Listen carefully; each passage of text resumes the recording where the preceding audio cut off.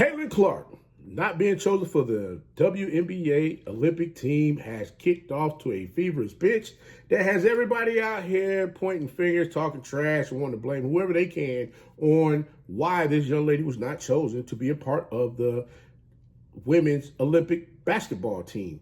And the funny thing is, when you look at exactly how everything took place, what all was going on, there's a few things that was kept away from the news that was not spoken about, that many of your favorite sport pundits have gotten out here wanting to deliver a narrative for the world to understand and just run with. And one in particular just got to talking so crazy and reckless and wanted to call folks stupid and just a lot of yelling and screaming, and it didn't make sense. Well, you know what your favorite coach did? I had to go ahead and dig in for myself to see exactly what was going on. And as time went on, more and more information began to come out for me to better understand exactly what's going on. Guys, y'all already know what time it is. It's Tuesday. It's Blow the Whistle with your host, Coach Walker. And guys, I'm going to tell you right now, we got another segment that's coming in. It's going to be a little hot. It's going to be fire. And some folks going to be upset. They're going to be mad. But you know what? We got to talk about it, because it comes a point in time where we have to look at things in the manner in which they really are. You know, sometimes there's some gray area out there for us to, sit in that pocket just to, continue to keep moving along while we, choose not to deal with the black and the white, stuff that's going on. And right now, it just seems like there's more black and white that's going on, where a lot of this stuff is just not adding up. It's not making much sense. It's just not something that would galvanize the troops to come together and say, you know what, hey, we got a product here. Let's go ahead and move this thing forward. But instead, we want to blame one group instead of laying blame where the blame actually belongs. And we're going to talk about it. So if you haven't done so already, make sure you got your chips, your dip, your drinks, everything that you need to have to get yourself comfortable, so you can go ahead and get this episode today. I know it's been a little while since I dropped something for you guys to check out, and I do apologize. Hey, listen, guys. Coach is going to get married in a couple of months. I've been trying to get a lot of this stuff taken care of, get stuff situated. I've been out here humping, boy. When I say talk about putting in work, hey, they had your favorite coach to work 13 out of 14 straight. So that I do apologize. I have not been able to get you the content no matter what you expect from me. But guys, we're going to go ahead and do our best to make sure you have a great time while you're here with us this evening, this afternoon, or this morning, whatever time it is that you get this show. But don't forget to like, share, subscribe to Tomorrow Leader Sports Network. Also, you can follow us on TL Sports Network. The website is back up, guys. We're putting content up there as well. We do have some WNBA content that's up online right now that, we're talking about a lot of different things that's going on in the WNBA. So we want to go ahead and be a part of what's taking place right now as far as giving the young ladies their flowers that they are very well overdue and deserve. And I got to tell you, looking at some of the stuff that's been going on, I'm really beginning to see how in the world did so many people fumble the bag when it came down to making sure that these young ladies were being talked about in the manner in which they were. But we're going to talk about a couple of them, because I know you're like, Coach, wait, what you talking about? You see, here you go. You always get on them tangents, Coach. You go away for a little while, then you come back shooting fireworks all over the place. Got this smoke just coming up out the screen, trying to help me understand what's going on. Well, listen, y'all favorite analyst, like always, everybody's wrong but him. He made this comment. The first argument was with him and Miss McNutt, where Miss McNutt, she called him out on, he could have been talking about the women's WNBA 3 years ago. You talk about you got the biggest platform in the world. I'm like, the WNBA been around since what, 1997, if I'm not mistaken? I'm like, come on, man. Now all of a sudden, because it got hot, we want to talk about what's going on. And funny thing is, while we're sitting here wanting to lay at the feet that one person was the reason why things jumped off in the manner in which they were, where people began to pay close attention to what's happening. Guys, I want you all to do me a huge favor. I want y'all to give a round of applause to all of the college coaches out there that's coaching up these young ladies that's coming to their program, because guess what? They are the ones going out there finding the talent that's able to come into their programs, that's galvanizing and gaining interest from people to sit down and take a look at what's going on. So I got to honestly say, Stephen A. Smith, what you said on your show, this is the second time now, because you went off on Ms. McNutt about her take as far as you being able to talk about this thing some 3 years ago, and you didn't. Now you're talking about how the WNBA missed out on a serious opportunity on marketing the WNBA product by putting Caitlin Clark on the team. Stephen A. Smith, that's straight cap, bro. We're going to go ahead. We're going to talk about this thing, because you know what? this really got me irritated because when I remember Miss McNutt, she challenged him about having a platform, as I stated before, to talk about this 3 years ago. Never talked about it. Never talked about the WNBA, any of that. But what he did do is, like usual, let's find a way to move the narrative. Let's find a way to move the goalpost so it can fit in my favor. And in the favor that he was looking for it to fit in was the fact that who first take put on as far as female analysts, sports analysts, to get out here and talk about certain things and look at the jobs and look at the things that they're doing thus far. That wasn't the conversation. That wasn't the topic. Miss McNutt was talking about how in the world do you have a platform in the manner in which you do, and you have not spoken about anything going on with the WNBA at all. You act as if the WNBA didn't have a product. They didn't have anything that was marketable, none of that. I mean, you got these young ladies just coming in here playing ball. You got a lot of young ladies now that they are girly girls just playing ball. Not saying that the young ladies that's curly, they're not girly girls, but you have some out here that they want to wear the big eyelashes. They wear certain hairstyles, things of that nature. They're into fashion. They're into social media where they got a big following of individuals that want to see them on a daily basis. And especially when they come in, going into work, they want to see what's going on as far as what's really going, what's really happening. Hey, let's see what they're wearing coming into the job to get ready to prepare and play, a game that night. Let's see, what their routines are, things of that nature, because you got other young ladies out there that's looking at that. They want to understand exactly what needs to be done as well as far as the preparation part of it. You get what I'm saying? How they manage their time, certain things that they do where they're able to get out there and showcase themselves to their fans. Not only that, but now we have the NIL world going on now, which before a lot of the ladies that were playing women's college basketball that was in college before NIL hit, they were probably getting their stipends or whatever have you, to make sure that they were able to do the things that they wanted to do to keep themselves up and keep pressing forward. Now, with all of that being said, I'm looking at this list of individuals here as far as who was left off of the WNBA Olympic team. Now, it was a big to-do because Caitlin Clark scored 30 points the night before the list was dropped. Well, tonight, guys, Caitlin Clark played 22 minutes and dropped 10 points. What am I getting at here? This is not a slight at the young lady because she definitely had an abysmal night. I will say that. She looked like she was 2 steps slower out there on the court trying to guard on defense as well as trying to shoot the ball to keep her team in the game. Heck, they was dang near down almost 30 points at one point in time against the Connecticut Sun, turned up that defense on them so tough where they was making sure that they were not able to get out there and run and get easy baskets in the game. So with that being said, what are we expecting here from this young lady? Now, this woman has been on a whirlwind tour. I mean, you played in the NCAA tournament, and then you go ahead, you're trying to get yourself together to try to compete to get on the Olympic team. And you know what, Stephen A. Smith, you forgot to tell a telling point where the young lady didn't really have much time to to get out there and practice with the ladies because she's playing in the NCAA tournament. I mean, funny thing is, how in the world do you expect to put somebody out there on the court to go play in something like that, and they have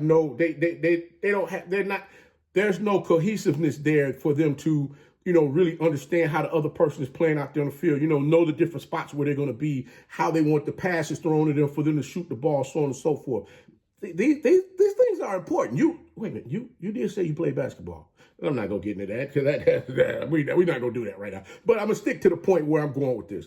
Where I'm going with this is listening to the coaches talk about how she didn't have the reps with the young ladies to really go out there and show those that were picking the ladies to be on the team exactly what they needed to see, how she would gel with them playing. I get the fact that everyone wants to make her the face of the WNBA. I understand where you're coming from with that. But there's a lot of young ladies in there that have been putting in time, busting their hump to make sure that they keep the W running in the manner in which they've been running, trying to bring the daggone fans in there to see what's going on. The problem is, it's not the ladies that's not being able, it's not the ladies not trying to do it. It's the fact that you got owners out there that's not doing any marketing like they should be. It shouldn't take one person to come into the WNBA, have a great, historic collegiate sports career come in and all of a sudden they got to take the mantle and move things forward because it sat stagnant for so long. Stephen A. Smith, just like yourself and myself as well. I've been doing this now 4 years. I could have got out there and talked a little bit more about the WNBA. I didn't. I apologize for that. I don't have a problem with saying that. There's nothing wrong with being a man and saying, I'm sorry. Ladies, I do apologize that I failed you as far as with doing that. But now we're here. So let's move forward and do what we need to do to continue to keep moving this thing forward. But looking at the narratives that's out here as far as how the WNBA could have found a way to move this young lady, find a way to move mountains, find a way to move heaven and earth to get this young lady on the team. But Stephen A. Smith said, hey, everybody on the team, they deserve to play, but, they could have found a way to get her on the team. Well, if it's 12 is on the team, who's coming off? That roster is loaded from top to bottom. Please tell me who's coming off that roster. Now, I know many of Caitlin Clark fans are going to be out there saying, hey, you can take some of them old heads off of there. Taurasi, she can go. She don't need to be out there. But I got to ask you guys one question. If she's on the list, if she's on the roster, and she doesn't get any playing time, how much pushback will the fans give the committee that put her on the team? First thing you're going to say, well, she should have never been on the team in the first place. Okay. Then we have Stephen A. Smith want to use Christian Laettner, former Duke basketball player, former Duke University basketball player, who won back-to-back national championships. I use Christian Laettner as the example because of the fact that when you say that Christian Laettner was skewed, and these are Stephen A. Smith's words, not mine, you're saying that because of his complexion, he was used to go overseas to help market the NBA. Help market the NBA. Well, I'm going to say that's cap one more time, Stephen A. Smith. Why do I say that? Because of the fact that let's look at who all was on that team, on that dream team. You had Jordan. Your self-proclaimed GOAT. Pippen, Barkley, Magic, Bird, Robinson, Christian Laettner, Clyde Drexler, and I'm missing a couple other people. Now, when I look at that list, when I look at that team there, you held off Isaiah Thomas, you held off Shaquille O'Neal, and you held off Alonzo Mourning. What's the biggest thing that everybody must have in anything that you do? When you're trying to move up the ladder, get to where you're trying to go, what's that one thing, that major thing that you got to have in order for you to get up that ladder? I mean, just to get up that ladder and go, you got to have relationships. And Christian Laettner had a relationship that afforded him the opportunity to play on the Dream Team. What relationship was that? His head coach from Duke University was one of Chuck Daly's assistant coaches. This was his first time being an assistant for that coaching staff for the Dream Team. Why wouldn't your coach put in a good word to bring you on? Come on, man. Relationships. So the only marketing that went on was Coach Krzyzewski marketed. He went in there and set a plan to make sure his man was out there with them playing, or better yet, he was on the team. Listen, you and I both know that Caitlin Clark ain't looking to go out there beat no participation trophy for nobody. She want to get out there and ball. She's going to want to compete. She's not going to sit there on the bench. So you're going to create an even bigger divide with what you're doing right now. Like I said, that tape that you gave was dangerous and reckless. And when I tell you that people sit and they look at that mess and they tend to think that, hey, this is how it's supposed to go. There's no hate that's going on with this thing. People have to understand one thing. Every last one of us in life have to earn our keep to get to where we're trying to go. Everything is just not given to us. And I'm not saying that it's being given to her. But what I am saying is that don't discredit the ladies that's been busting their ass trying to get this thing moved forward in the manner in which it's supposed to go. This supposed to be moving forward. Sad part about this is the owners are the one who didn't put the money back into the program, back into the organizations like they should have. This was used, and it just came to my mind. Was it Cheryl Swoops? What's my girl name that played for the Houston Comets? I don't think it was Cheryl Swoops. It was Jesus Christ, I forget her name. The other young lady, not Tina Thompson. It was the other young lady who made the charity case comment a while back. And I look at that, and it makes me think back to, okay, what's really going on here? Yes, everybody's talking about, oh, well, you're not going to be able to make the money as far as what's going on if Caitlin Clark doesn't go over there with them overseas. Guess what?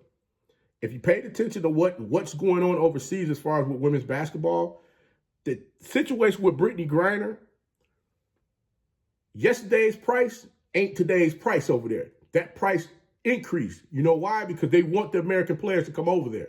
It's kind of like with Liv in the PGA. When you got Liv, they out here giving you buku money to come play in their tournaments, while the PGA folks, they're not able to go and dig in their pockets and get that money up like that because they're not getting them type of sponsors that's willing to go ahead and cut that check like they should. Now, same type of scenario that's going on here.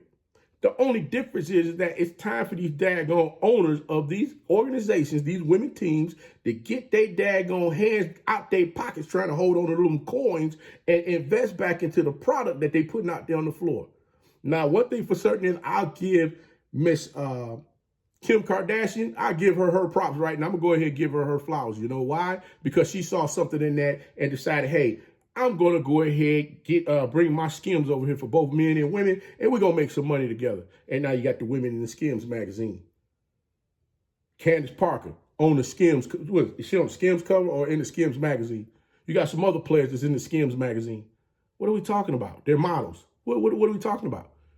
Like I said before, how things are structured needed to change. And this is the time that it needs to change. Do these ladies need to have chartered flights? Had a security around them when they're going out? You absolutely freaking right they should have it. Why shouldn't they? Again, these are things that these owners didn't look at to make sure that these women had. They deserve it. Give it to them. But again, we're not looking at that. We're looking at trying to take one person, push that person to the front as if things were going on in the manner in which they were going, where she was just lighting it up every daggone year in college. I'm going to be honest with you. Miss Clark, don't get upset with me when I say this. But let's look at one thing here. When Dawn Staley made the comment about she voted for Caitlin Clark to win the Dawn Staley Award, because you remember there was a young lady that came into the University of Connecticut, lighting it up. Paige Bucher was lighting that thing up. Just around the same time Caitlin Clark is over at Iowa. Everybody's talking about Bucher. They weren't talking about Caitlin Clark. See, these are the things that, I'm sorry, ESPN, you're not telling the people. You're not telling the people. The information is out there. Only problem is that we don't look for this stuff. Now, I'm not trying to sit here and school nobody or talk down or make nobody feel no kind of way. That's not what we on. A duty to make sure that we provide the masses with the information of what's going on. Not just because it's sexy. Sometimes the ugly duckling got to be shown in the room just like the sexy thing do. I'm sorry, but it's just like that. And in this instance, the sexy thing is being thrown around, but the ugly duckling is being left sitting here looking like, wait a minute, this ain't how this really going. Don't make this woman the face of something that you owners don't want to take the initiative and do the work your daggone self. Because this should have been done well before she got here. Caitlin Clark, yes, she can shoot that thing like no other. No doubt about it. But the one thing I got a problem with is we're moving the goalposts around a little too much, especially when we get to talking about that greatest of all time. There's a list of athletes out here, man, that's been busting ass. And guess what? You never talked about them. You never talked about them. Look at this list. Freshman year. Look at what Paige Bucher did her freshman year. This girl was freaking balling out, and nobody was talking about it. Nobody was talking about it until tournament time came around. And that's when everybody started getting amped up to see what's going on. Like I stated before, I'm not saying Caitlin Clark is not a good ball player, but what I am saying is you look at what the WNBA has been able to put together thus far. They've won 7 consecutive gold medals. They're looking to go win their 8th.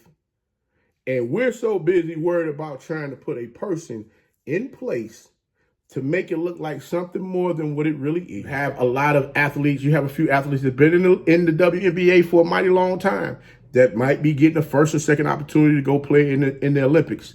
Why not afford them that opportunity? Because they've earned it. That's all. That's what this boils down to. Like I said, the sad part about all of this is the fact that we're looking for one person to make a change instead of holding the people who should be making that change, who is the owners of this daggone team.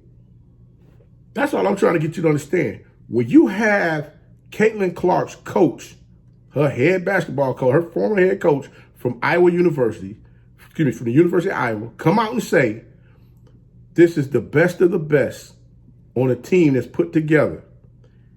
She was not ready for that yet. She has to get herself together, get her game in order so she can go out there and compete for her to be a part of that. When you have the coach saying that, what part of this don't everybody understand? Stephen A. Smith, he can yell as loud as all he wants as far as with everything that's going on. You can continue to keep moving the goalposts around and make it look and seem however you want to make it look and seem. And I mean, it's entertainment. It's all entertainment. We're entertaining everybody. It's all entertainment. There's nothing wrong with that. But at the end of the day, you have a responsibility to make sure that these people understand exactly what's going on. And some of this stuff that's being said is real reckless and careless. And you don't know who this is going to affect based on what's being said and how people are interpreting these things. But guys, coach going to go ahead and get up on out of here. The one thing I want to see happen with Caitlin Clark is she's allowed her growth process within the WNBA to be an even better star, better and bigger star than what she is, than what everybody's trying to push her to be right now. Because when you try to push folks up to the front of the line, when they don't want, when they really don't want to go, that can blow up in your face. Because remember this: when Chuck Daly was trying to make Michael Jordan the face of the Dream Team, he passed on it. He passed on it and handed it to Bird and Magic. He didn't want that because it wasn't his time to have it. Now, if y'all say Michael Jordan's the GOAT and y'all hollering about this young lady as one of the greats, then I'm hoping that somebody can get this through for her to understand it if she doesn't, and everybody move forward. If not, in 4 years, we're going to be right back talking about this thing again, especially if they go over there and they don't bring home a 9th gold medal. That's going to be a problem. But guys, I'm going to go ahead and get up on out this thing. But until next time, be the one and lead.